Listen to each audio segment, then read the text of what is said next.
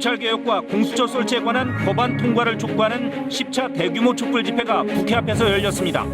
광화문에선 자유한국당이 공수처 설치 방안과 문재인 정권을 비판하며 대규모 장외 집회에 나섰습니다.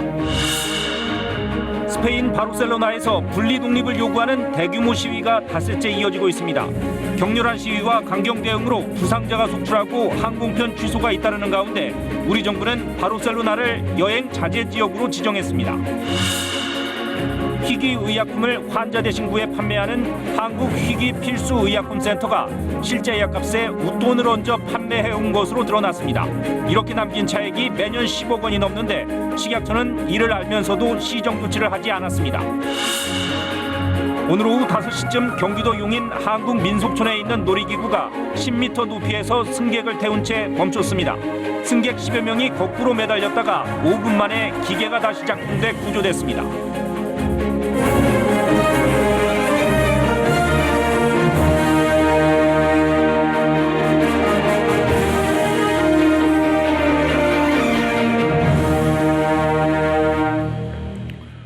여러분 안녕하십니까. 토요일 밤 9시 뉴스입니다.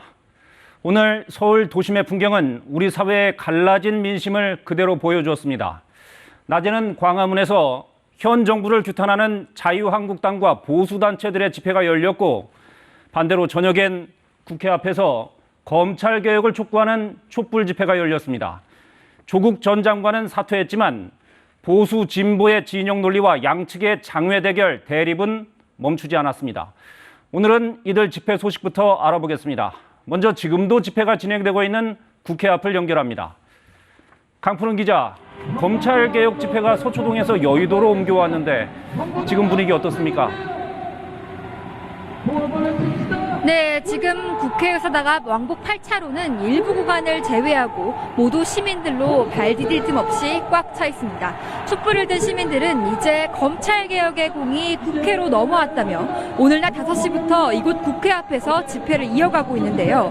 고위공직자 범죄수사처, 즉 공수처 설치법 등 검찰개혁 법안을 신속히 통과시키라며 국회는 응답하라 등의 구호를 외치기도 했습니다.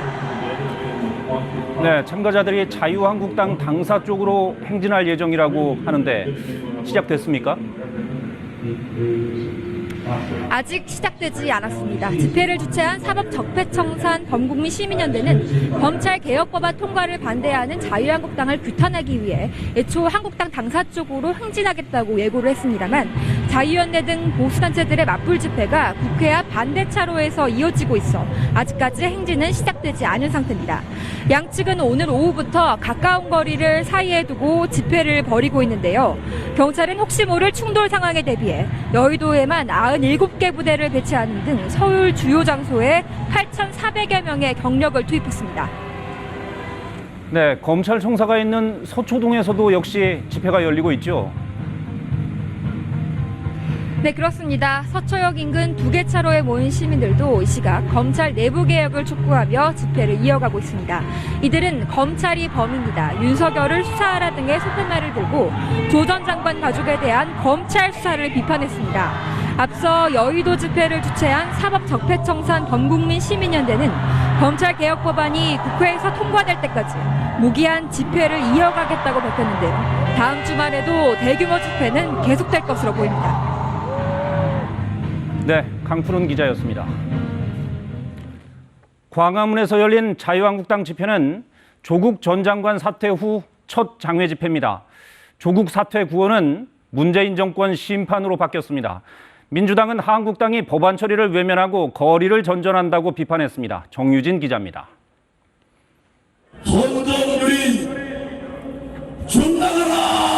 자유한국당은 조국 전 장관을 사퇴시켜 승리했다고 자평했습니다. 이제부터는 문재인 정권을 심판하겠다고 목소리를 높였습니다.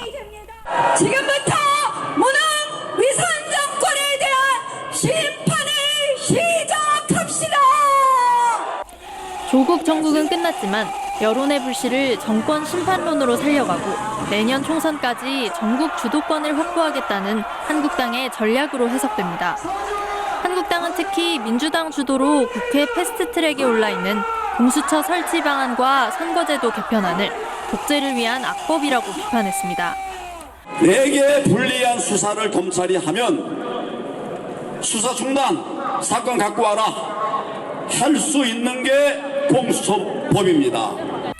검찰에 대해서도 검찰은 지금 일 잘하고 있고 개혁해야 할 대상은 검찰이 아니라 문재인 정권이라고 주장했습니다. 민주당은 한국당이 당원과 당직자들을 강제 동원해 인증샷까지 요구하는 억지 집회를 열고 있다고 지적했습니다. 거리를 전전하며 지지율을 올려보려는 꼼수 정치다. 조국 전 장관의 바짓가랑이만 붙잡은 채 국론 분열과 갈등을 조장한다고 한국당을 비판했습니다. 민주당은 내일 이인영 원내대표가 참석하는 당 검찰개혁특위 회의를 열어 공수처 설치와 검경 수사권 조정 법안 처리에 속도를 낼 계획입니다. KBS 뉴스 정유진입니다. 홍콩 사태가 내일이면 20주차 5개월째에 접어듭니다. 지금 이 시각에도 홍콩 민주화를 요구하는 시위가 이어지고 있는 가운데 처음 송환법 문제를 촉발시켰던 인물이 타이완에 가서 자수하겠다는 뜻을 밝혔다는 소식도 들어와 있습니다. 홍콩 연결합니다. 안양봉 특파원, 늦은 시각인데 꽤 많은 사람들이 모였군요. 그동안 경찰과 충돌이 적지 않았는데 오늘 집회는 지금 보기에는 비교적 차분해 보입니다. 네, 집회가 시작된 지 1시간이 넘었는데요. 대략 봐도 10,000명이 넘는 시민들이 모인 것으로 보입니다. 오늘 집회는 홍콩 경찰이 허가한 집회인데요. 홍콩 사태 이후 다치거나 사망한 사람들을 위로하고 추모하는 집회입니다. 경찰 허가를 받기 위해 명칭은 기도회로 달았습니다. 하지만 내일은 홍콩 정부의 이른바 복면금지법을 규탄하는 대규모 행진이 예정돼 있습니다. 최근 망치 테러를 당한 지미샴 씨가 대표로 있는 홍콩 재야단체 연합 민간인권전선이 주최하는 행진입니다. 오늘보다 더 많은 사람들이 참여할 것으로 보이고요. 경찰이 허가하지 않은 집회여서 물리적 충돌이 또 빚어질 것으로 보입니다. 네, 타이완에서 여자친구를 살해하고 도주해서 송환법 사태를 촉발시킨 인물이 타이완에 가서 처벌을 받겠다고 밝혔다면서요? 네, 그렇습니다. 찬퉁카이 씨는 오는 23일 수요일 홍콩 교도소에서 출소할 예정인데요. 크리람 행정장관에게 편지를 보내 그런 뜻을 밝혔다고 합니다. 타이완에서 저지른 살인죄가 아닌 여자친구의 돈을 훔친 혐의에 대해서만 홍콩에서 29개월 실형을 선고받고 복역 중입니다. 5달째 접어든 홍콩 사태에 새로운 변수가 생긴 건데요. 홍콩 사태는 중국 정부가 엄포를 놓고는 있지만 미국에서 홍콩 인권법이 통과하는 등 국제사회가 주목하고 있기 때문에 무장병력 투입 같은 적극적 개입은 어려울 것이라는 게 대체적인 전망입니다. 그렇다고 권위를 상실한 홍콩 정부가 사태를 수습할 여력도 없어 보이는데요. 시간이 갈수록 경찰의 강경 진압에 대한 진상조사와 민주화에 대한 시민들의 요구는 높아지고 있어서 앞으로도 시위는 어느 정도 계속될 것으로 보입니다. 다만 지난 6월 이후 홍콩 시위가 5개월째 장기간 이어지고 있는 점, 또 외국 자본이 빠져나가고 한 해 6천만 명이 넘는 관광객이 반토막 나는 등 홍콩 경제도 좋지 않은 상황이기 때문에 얼마나 많은 사람들이 앞으로도 참여할지는 지켜봐야 할 것 같습니다. 그리고 또 홍콩 시위 지도부가 대거 출마하는 다음 달 9일 선거도 시위 장기화의 변수가 될 것으로 보입니다. 네, 잘 들었습니다. 안양봉 특파원이었습니다. 홍콩뿐만 아니라 스페인 바르셀로나에서도 대규모 시위가 닷새째 이어지고 있습니다. 분리 독립을 요구하는 시위가 갈수록 격해지면서 도심에서 충돌이 빚어지고 있습니다. 이 지역에 계신 분들 각별히 조심하셔야 하고 여행은 자제하실 필요가 있겠습니다. KBS의 제보 영상도 들어와 있는데 한번 보시죠. 홍서구 기자가 전해드립니다. 밤늦은 시각 도망치는 시위대를 향해 경찰이 진압용 고무탄을 발사합니다. 무장 경찰을 태운 차량은 사이렌을 울리며 다른 장소로 향합니다. 밤새 이러겠네. 시위대는 바리케이드를 치고 쇼핑 카트로는 돌을 나릅니다. 돌과 화염병, 최루탄이 오가면서 거리 곳곳은 불과 연기로 가득 찼습니다. 닷새 동안 이어진 시위 중 가장 격렬했습니다. 그동안 다친 사람은 200명이 넘고 130여 명이 체포됐습니다. 지난 14일 스페인 대법원이 2년 전 분리 독립을 추진했던 카탈루냐 자치정부의 전 지도부 9명에게 징역 9년에서 13년의 중형을 선고하면서 시위가 촉발됐습니다. Tenemos que estar a su lado. Ellos nos defendieron, nosotros tenemos que defenderlos a ellos. 어제 하루 광장에 모여든 시위대는 경찰 추산으로 50만 명이 넘었습니다. 분리 독립을 외치는 시위대는 관광객들이 몰리는 성가족 성당도 봉쇄했습니다. 공항으로 향하는 도로 등에서 대규모 행진이 이어지면서 50여 개 항공편이 취소됐습니다. To come here because we were very afraid of meeting some demonstrants or get in trouble. 산체스 스페인 총리가 폭력 시위를 엄벌하겠다고 나선 가운데 카탈루냐 자치정부가 분리 독립 투표 재추진을 선언하면서 갈등은 더 격화되는 양상입니다. 우리 외교부는 바르셀로나 등 카탈루냐 지역의 여행 정보를 여행 자제로 한 단계 올렸습니다. KBS 뉴스 홍석우입니다. 농산물 산지 가격이 떨어져도 소비자들이 장을 볼 땐 체감하지 못하는 경우가 많습니다. 중간 유통상인 도매법인들이 과도한 이익을 챙기기 때문이라는 비판이 나오고 있는데요. KBS가 가락시장 첨가업체들을 살펴보니 모두 재벌이나 거대 자본이 소유하고 있었습니다. 손은혜 기자가 취재했습니다. 작물이 남아 돌아 산지 폐기가 반복되는 농촌. 도시의 소비자들은 떨어진 가격을 체감하고 있을까? 뉴스 보고 싸다 싶어서 나와서 마냥 가락시장 구입하러 오면 싼 게 아니에요. 작년하고 같고 뭐 별 차이가 없더라고요. 농민과 소비자를 잇는 중간 유통은 대형 도매법인들이 맡고 있습니다. 대표적 도매시장인 서울 가락시장의 경우 5개 첨가업체가 담당하는데 모두 재벌 또는 사모펀드 등 거대 자본이 소유한 것으로 조사됐습니다. 엄청난 자금력, 도매법인들이요. 조직력, 노비력을 갖고 있기 때문에 이런 것이 지금 같은 현상이 일어났고 이것은 법 개정으로만 가능하거든요. 이들 법인은 농산물 거래 수수료는 최대 7%까지 받으면서도 가락시장 사용료는 거래액의 0.55%만 내고 있습니다. 이렇다 보니 영업이익률은 18%, 전체 도소매 업종 평균 이익률의 8배가 넘습니다. 황금알을 낳는 거위나 다름없지만 감사 규정도 없습니다. 농산물 도매법인에 대한 재지정 평가가 시작된 이후 법인 재지정이 강제적으로 취소된 경우는 없습니다. 또 충실하게 하고 있는지는 정부하고 개설자가 평가 제도나 허가 과정이나 그런 과정을 통해서 지도 감독도 하고 유도하고 그러고 있거든요. 전국 도매법인은 40여 곳, 농산물 수급을 20년 넘게 과점 체제로 주무르고 있습니다.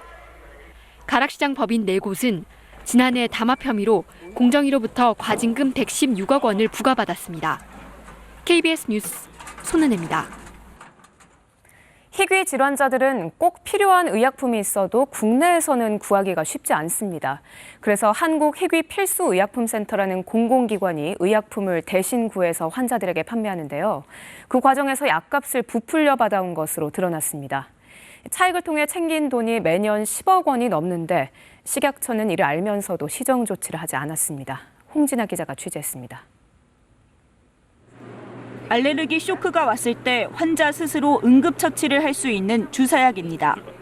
일부 질환자들에게는 꼭 필요한 의약품이지만 개인이 따로 구하기는 어렵습니다. 한국희귀필수의약품센터를 통해서만 구매할 수 있습니다.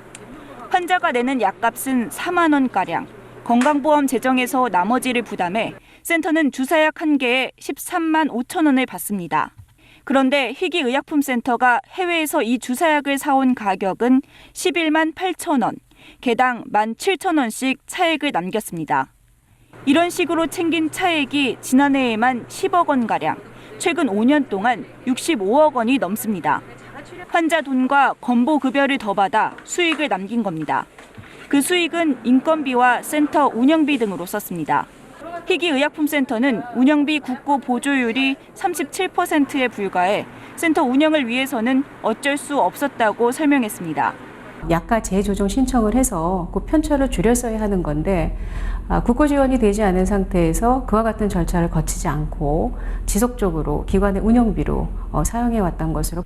관리감독기관인 식약처는 잘못임을 알면서도 센터 예산 확대가 어렵다는 이유로 시정 조치도 내리지 않았습니다. 명백한 잘못입니다. 정부는 희귀 질환자들이 안정적 치료를 위해서 예산을 지원하고 필요한 조치를 취해야 합니다. 희귀 질환자들의 부담과 건보 재정의 낭비를 줄이기 위해 약가 재조정이나 국고 지원 확대 등의 개선이 필요하다는 지적이 나옵니다. KBS 뉴스 홍진아입니다. 도로 중앙선 위엔 마주오는 차량의 전조등빛을 막아주는 차광막이 설치돼 있습니다. 운전자의 시야 확보에 도움을 줘 사고를 예방하기 위한 건데요. 그런데 이 차광막의 내구성이 약해 작은 충격에도 오히려 큰 사고를 일으킬 수 있다고 합니다. 신지수 기자입니다. 1차선 도로 한복판에 기다란 물체가 툭 튀어나와 있습니다. 미처 발견하지 못한 차량이 들이받고맙니다. 차량 충격한 부위는 많이 휘어져 있었고 이제 나사 같은 게 풀려져 있더라고요. 사고 차량이 부딪힌 건 다름 아닌 중앙선 위 차광막. 반대편 차량의 전조등 불빛을 차단해 운전자의 눈부심을 방지하는 역할을 합니다. 중앙 분리대의 일부라고 생각할 수 있지만 내구성 면에서 큰 차이가 있습니다. 중앙 분리대나 가드레일 같은 차량 방호 울타리를 설치하려면 국토부 지침에 따라 충돌 시험을 반드시 거쳐야 하는데 차광막은 그런 의무가 없기 때문입니다. 없죠. 하나도요. 무조건 다 날아가게 돼 있어요. 화물차가 11톤 차가 쳐버리면. 작은 충격에도 차광막이 쉽게 손상되면 도로 위의 흉기로 돌변할 수 있습니다. 사고 예방을 위한 장치가 오히려 더 큰 사고를 일으키게 되는 겁니다. 충돌했을 때 다른 사고를 유발하지 않을 정도의 그런 내구성을 갖고 있는지에 대한 그 기준이 좀 부족한 점이 있다는 것이죠. 전국의 일반국도에 설치된 차광막은 4,900여 킬로미터에 달합니다. 이에 대해 국토부는 도로 시설물 개선을 위한 용역을 현재 진행 중이며 안전 문제 등 미흡한 부분을 바꿔나가겠다고 밝혔습니다. KBS 뉴스 신지수입니다. 한국민속촌에서 놀이기구가 고장나 승객들이 10m 높이에서 거꾸로 매달리는 아찔한 일이 벌어졌습니다. 5분 만에 기계가 복구돼 다행히 다친 사람은 없었지만 승객들은 놀란 가슴을 쓸어내려야 했습니다. 오수호 기자가 보도합니다. 놀이기구에 탄 승객들이 거꾸로 매달려 있습니다. 높이는 무려 10m. 두려움에 질린 승객들은 꼼짝달싹 못한 채 안전바를 움켜쥐고 지켜보던 사람들도 당황한 채 우왕좌왕합니다. 놀이기구가 멈춰선 곳은 경기도 용인에 있는 한국민속촌. 평소 관람객들이 몰리는 크레이지 스윙이란 놀이기구가 오후 5시쯤 고장이 났습니다. 360도 회전하는 놀이기구인데 가장 높이 올라갔을 때 갑자기 멈춰선 겁니다. 민속촌 측이 곧바로 복구에 나서 기계를 5분 만에 작동하고 승객 12명을 구조했습니다. 저희는 뭐 이제 병원으로 좀 모실 그렇게 좀 계획을 가지고 있었는데 뭘 당장 뭐 병원에 가시겠다고 하시는 분은 안 계셨거든요. 소프트웨어의 그 시스템 오류다라고만 제가 전달을 좀 받았거든요. 민속촌 측은 해당 놀이기구가 지난해 8월 도입됐고 그동안 고장이 난 적은 없었다고 설명했습니다. 하지만 사고가 난 만큼 당분간 문제가 해결될 때까지 놀이기구 운영을 중단할 계획이라고 밝혔습니다. KBS 뉴스 오수호입니다.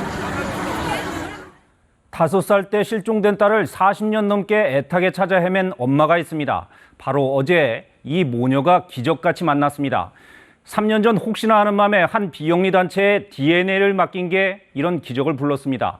미국으로 입양됐던 딸도 현지 단체에 자신의 DNA를 등록해 놨었다고 합니다. 김혜주 기자가 취재했습니다.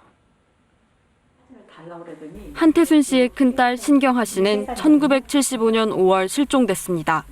제일 좋아하는 꽃신을 신고 나간 딸은 거짓말처럼 사라졌습니다. 그냥 오니까 애가 없어. 그래서 할머니 집이 거기서 한 1km 정도밖에 안 떨어졌거든. 그래서 거기 갔나 보다. 그랬지. 손바닥만한 사진 한 장을 들고 미친 듯이 딸을 찾아 헤맸습니다. 나는 맨날 경찰서를 다녔어요. 매일. 옛날에는 차도 없지, 그쪽에 다니는 버스도 없지. 걸어서 경찰서 다니는 거야. 그런데 보름 전인 지난 4일 미국에 살고 있는 딸을 찾았다는 믿기지 않는 전화를 받았습니다. 너무 놀래가지고 지금 사기쳐요? 내가 대짜고짜 그랬다니까. 안 믿기죠. 한 씨가 3년 전 등록해둔 DNA 덕분이었습니다. 한 씨는 한국의 비영리 단체에, 미국에 입양 갔던 딸은 미국의 한 업체에 각각 DNA를 맡겼는데 이 두 곳이 정보를 공유하다 일치하는 DNA를 확인한 겁니다. 딸이 미국에서 오는 날, 한태순 씨 발걸음이 빨라집니다. 마음이 급해갖고 집에 있는 게 싫고 빨리 공항에서 기다려도 기다리고 싶다.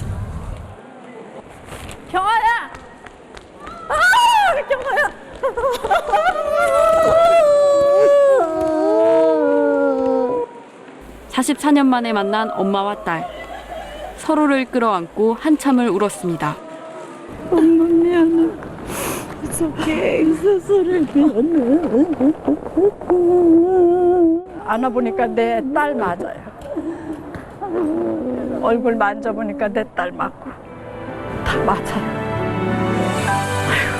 44년 만에 저걸 처음 안아보니까 어떻게 마음이 표현이 안 돼. KBS 뉴스 김혜주입니다. 이런 기적 같은 상봉도 있지만 아직도 우리 주변엔 실종된 자녀를 찾아 헤매는 안타까운 부모들이 있습니다. 요즘엔 지문이나 DNA 등록을 통해서 또는 도처에 설치된 CCTV 등을 통해서 비교적 빠르게 실종 아동을 찾아낸다고 하는데요. 이런 기술이 없던 시절에 아이를 잃어버린 장기 실종 사례가 문제입니다. 오대성 기자가 만나봤습니다. 올해 70이 된 정원식 씨. 전단지 수백 장을 가방에 넣고 외출 준비를 합니다. 정 씨가 20여 년 동안 일주일에 한두 번씩 빠지지 않고 가는 곳은 지하철역입니다. 열차에 사람이 차길 기다리다 전단지를 꺼냅니다. 흔들리는 열차 앞칸부터 끝칸까지 빠짐없이 전단지를 돌립니다.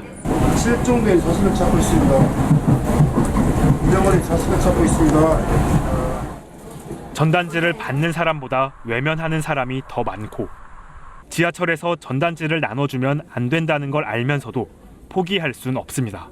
다른 무상에서나 걸리는 것보다 받아주는 분들이 경찰이 많기 때문에 지난해에만 이렇게 4만 장을 돌렸습니다.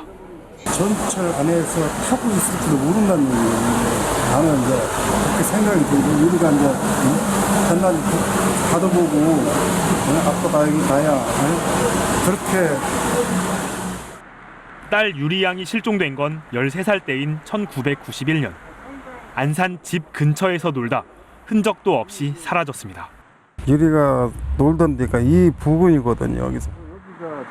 CCTV가 거의 없던 시절 낯선 어른이 데려갔다는 목격담 외에 별다른 증거는 나오지 않았고 이젠 실종 장소마저 아파트 공사장으로 변했습니다.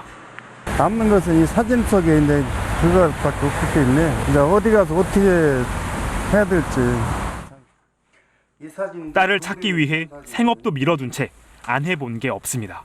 집사증도 정말로 솔직해서 내가 많이 다녀봤어요. 그렇게 그 사람이 반은 미쳐서 다니는 거죠, 이게. 28년의 세월, 전단지로만 만났던 딸. 이젠 검은 머리가 백발이 됐고 언제 눈 감을지도 알 수 없지만 엄마 아빠는 너를 버린 게 아니니까 밥 한 끼라도 제대로 하면 먹고 싶었다는 거 아버지의 그 마음은. 20년 넘은 장기 실종 아동은 486명입니다. KBS 뉴스 오대성입니다. 네, 다음 주에 하와이에서 한미 방위비 분담금 협상이 열립니다. 미 국무부가 이례적으로 보도자료까지 내고 협상 일정을 고지하면서 분담금 인상을 공개적으로 압박했습니다. 한미 방위비 협상 험로가 예상됩니다. 워싱턴에서 금철영 특파원이 보도합니다. 미 국무부가 보도자료를 내고 한미 방위비 분담금 협상 일정을 공개했습니다. 협상 일정을 보도자료로 공개한 것은 이례적입니다. 국무부는 보도자료에서 한국이 한미동맹을 위해 상당한 자원을 제공한 점에 감사한다면서도 트럼프 대통령이 공정한 분담을 위해 한국이 더 기여해야 한다는 입장을 분명히 해왔다고 밝혔습니다. 미군 주둔 비용을 미국 납세자만 부담할 것이 아니라 득을 보는 동맹국도 공정하게 분담해야 한다고도 강조했습니다. A very rich country they should be paying, and so should many other countries be paying if they want this kind of protection. 트럼프 대통령에 이어 협상 주체인 국무부까지 방위비 인상을 공개적으로 압박하는 상황이 됐습니다. 미 국무부는 구체적인 방위비 인상 규모는 밝히지 않았습니다. 하지만 올해 분담금만 해도 1조 원을 넘긴 상황. 미국은 지난 협상 과정에서 논의됐던 이른바 작전 지원 항목으로 분담금 인상을 압박할 가능성이 커 보입니다. 미국은 북한 위협에 대한 대응, 전략자산 전개 비용 명목 등으로 방위비 대폭 증액을 압박할 것으로 보입니다. 다음 주부터 새 협상 대표가 나서는 이번 방위비 분담금 협상은 그 어느 때보다 험난할 것으로 예상됩니다. 워싱턴에서 KBS 뉴스 김철영입니다. 미국의 방위비 분담금 인상 요구를 규탄하면서 대학생들이 어제 미 대사관저에 들어가 기습 시위를 벌였죠. 경찰의 경비 태세가 한층 강화됐습니다. 미 국무부도 우려의 입장을 밝힌 가운데 경찰은 이 학생들에 대해 구속영장 신청을 검토하고 있습니다. 장혁진 기자입니다.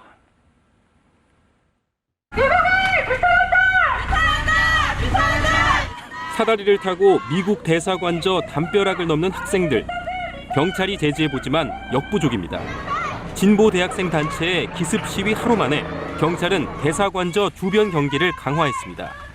의무 경찰 30여 명이던 기존 경비 인력에 직업 경찰로만 구성된 기동대 80여 명을 추가 배치했습니다.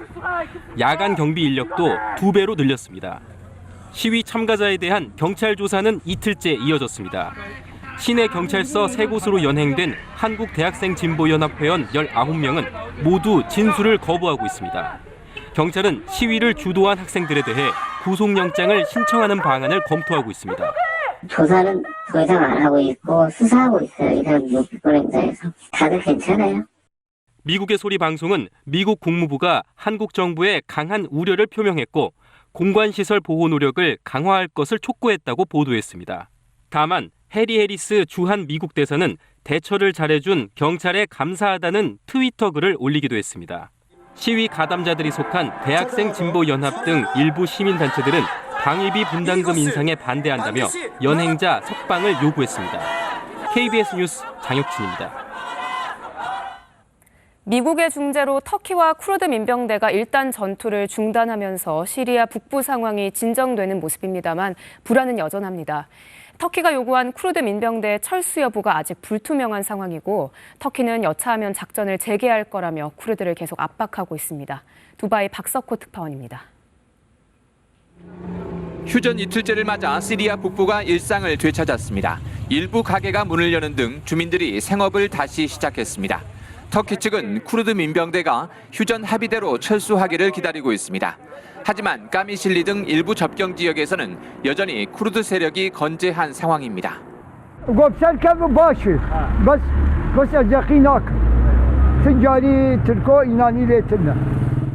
휴전 합의에 대한 양측의 해석도 다릅니다. 터키는 터키와 시리아 국경 400여 킬로미터 구간에서 쿠르드 민병대가 30킬로미터 이상 물러서야 한다는 입장입니다. 반면 쿠르드 측은 휴전 합의가 국경 가운데 125킬로미터 구간에서만 적용된다고 맞서고 있습니다. 에르도안 터키 대통령은 화요일 저녁까지만 기다리겠다며 작전 재개를 경고했습니다. Barış Pınarı harekatımız kaldığı yerden çok daha kararlı bir şekilde devam edecektir. 이런 가운데 터키는 자국 내에서 친쿠르드계 정당 소속 민선 시장 5명을 체포하는 등 내부적으로도 쿠르드 세력에 대한 단속에 들어갔습니다. 두바이에서 KBS 뉴스 박석호입니다. 영화가 처음 탄생한 곳, 프랑스 리옹에서 열린 리미에르 영화제에 봉준호 감독이 초청됐습니다.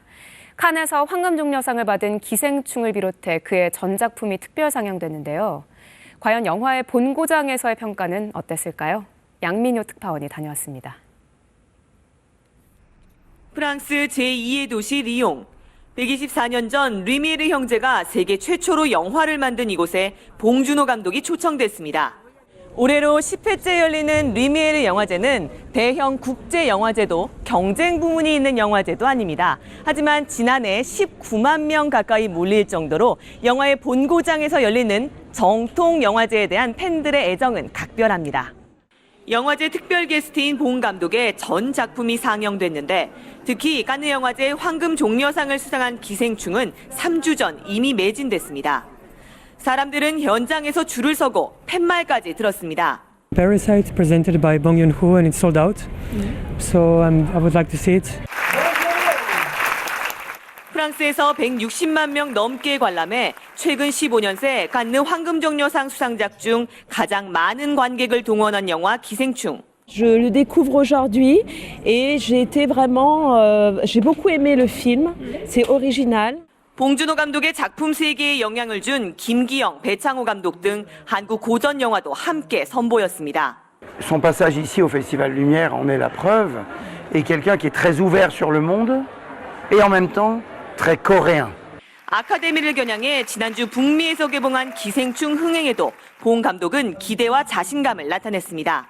어느 미국 매체에서 나왔던 말인데 봉준호 자체가 그냥 장르가 되었다라는 코멘트가 있었는데 그게 제일 기뻤어요. 반대로 가장 아팠던 혹평. 다 잊었습니다. 하나, 둘, 셋. 한국 영화 100년사. 세계 영화의 발상지에도 봉준호라는 이름이 새겨졌습니다. 프랑스 리옹에서 KBS 뉴스 양민효입니다. 주말엔 문화 시간입니다. 1000만 관객이 본 영화 신과 함께는 인터넷 만화 웹툰이 원작이죠. 원작의 인기 덕분에 뮤지컬로도 만들어졌는데요. 이렇게 기발한 상상력으로 독자들을 사로잡은 웹툰이 스크린과 안방극장에 이어 요즘엔 공연 무대로까지 진출하고 있습니다. 김세희 기자입니다. 하루 또 하루 똑같은 하루 되풀이되는 하루에 갇혀버린 주인공. 벗어나기 위해 갖은 수를 써보지만 어김없이 시간은 반복됩니다. 시간 여행을 소재로 일상의 소중함을 돌아보는 이 뮤지컬의 원작은 바로 웹툰. 원작의 인기 덕에 드라마로 만들어져 일본에 수출됐고 이번엔 무대에도 올랐습니다. 웹툰을 좀 보고 싶다는 생각이 들었어요. 뮤지컬에서 이 장면이 웹툰에서 저렇게 나오는구나 하는 거, 그런 거 좀 궁금해서.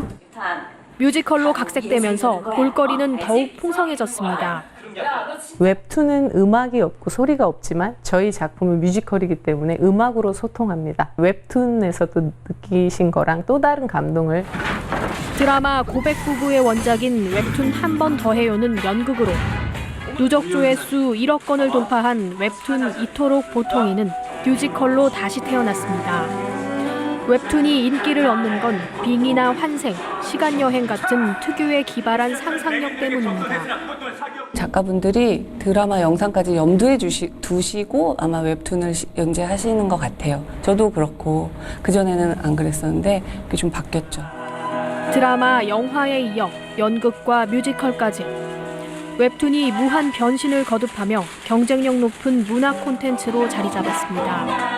KBS 뉴스 김세희입니다.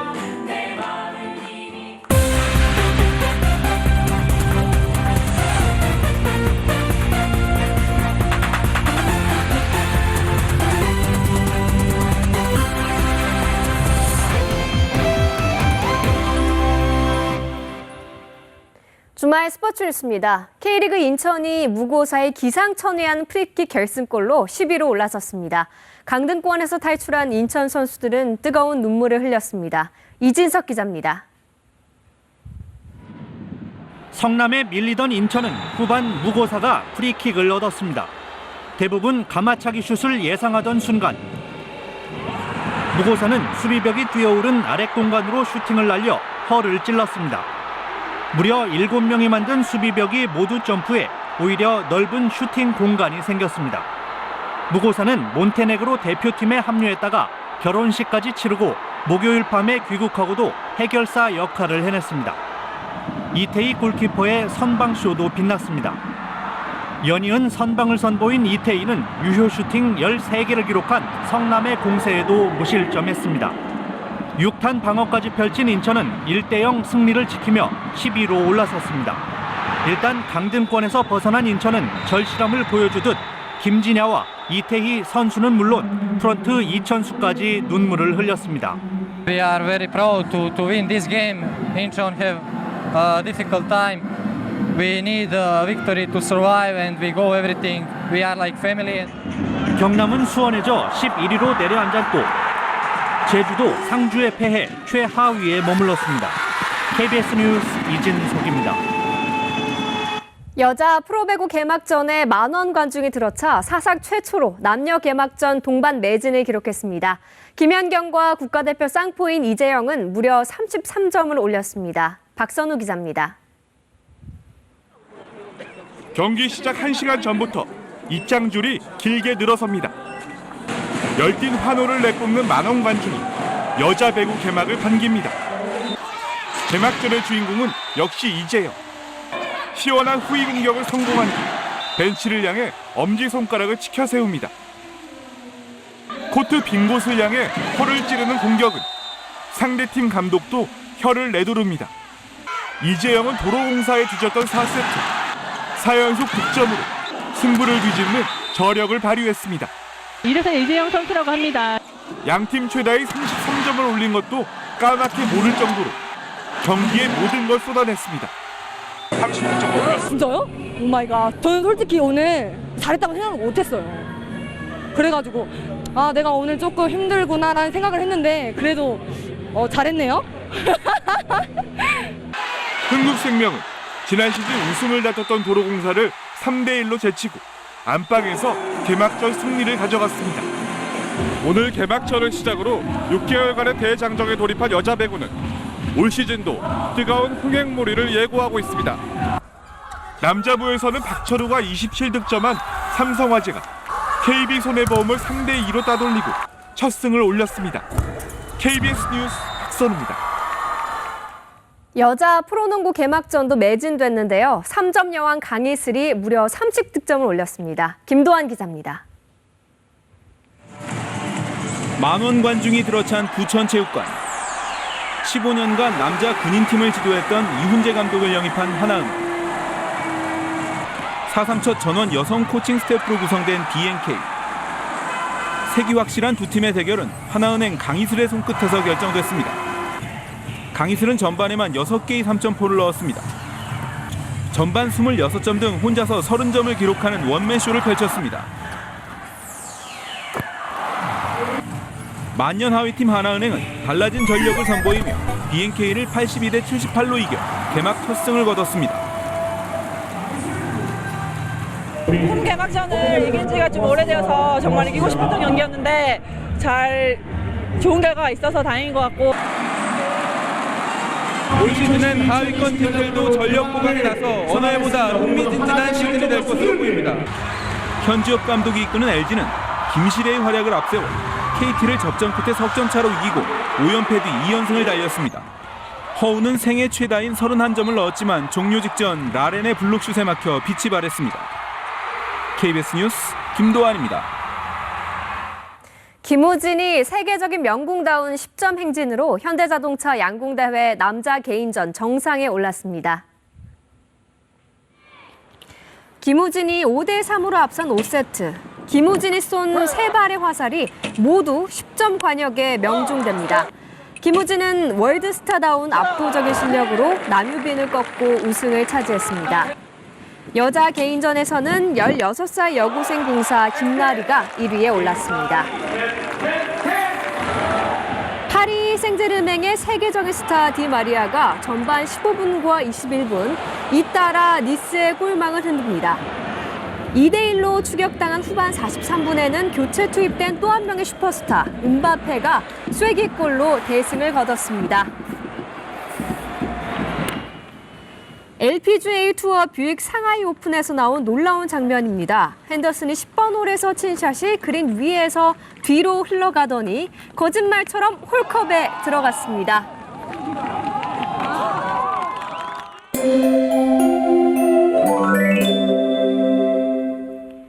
오늘 한낮에 쾌청한 날씨가 펼쳐진 가운데 대기질이 양호해 활동하기 좋은 하루였는데요. 내일도 대체로 보통 수준의 미세먼지 농도가 이어질 것으로 보이지만 수도권과 충남 지역의 미세먼지 농도가 나쁨 수준까지 오르겠습니다. 바깥 활동에 주의하셔야겠습니다. 내일 하늘 자체는 구름 없이 맑겠지만 아침까지 서해안과 내륙을 중심으로는 안개가 무척 짙게 낄 것으로 예상돼 교통안전에 주의하셔야겠습니다. 이어서 내일 기온 보도록 하겠습니다. 중부지방의 아침 기온 10도 안팎으로 출발해서 한낮의 기온은 춘천과 원주 21도, 서울과 대전 22도까지 오르겠고요. 남부지방의 아침 기온은 10도에서 15도의 분포로 시작하겠습니다. 한낮 기온은 광주와 부산 24도, 대구 23도까지 오르겠습니다.